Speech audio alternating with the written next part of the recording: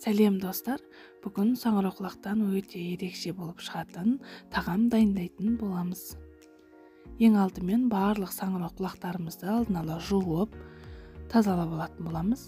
Және үлкендеу ыдысымызға барлығын салып, саңырауқұлақтарымыз батқанша суымызды құйып, 1-2 ас қасық тұзымызды салып, 30-35 минуттай қайнататын боламыз. Және бізге осындай пияз бен картоп қажет, керек мөлшерде өздеріңіз алып, барлығын жіңішке етіп турап шығатын боламыз. Картоп пен пиязымызды алдын ала осылай дайындап аламыз. Саңырауқұлақтарымыз дайын болғанша картопты да дәл осылай жіңішке етіп тураймыз. Осылай дайындап қоямыз. Осылай біздің саңырауқұлақтарымыз қайнап шықты. Бөлек ыдысымызға барлығын сүзіп алатын боламыз. Өте жіңішке етпей, осылай үлкендеу етіп барлығын турап шығамыз. Осылай барлығы дайын. Енді қызып тұрған майымызға 1 ас қасық сары майымызды, сұйық майымызды құйып, осылай ең алдымен картопымызды қуырып алатын боламыз.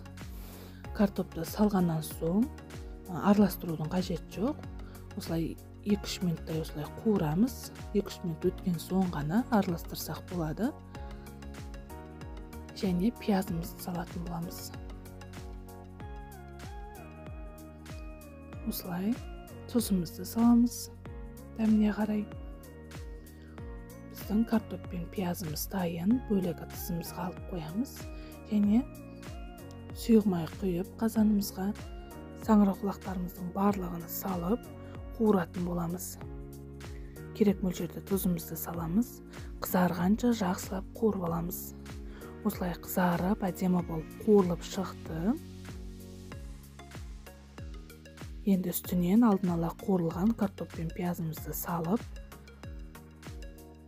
қара бұрышымызды салып, тағы да 5-10 минуттай жақсылап араластырып, 5-10 минуттай бұқтырып қоятын боламыз.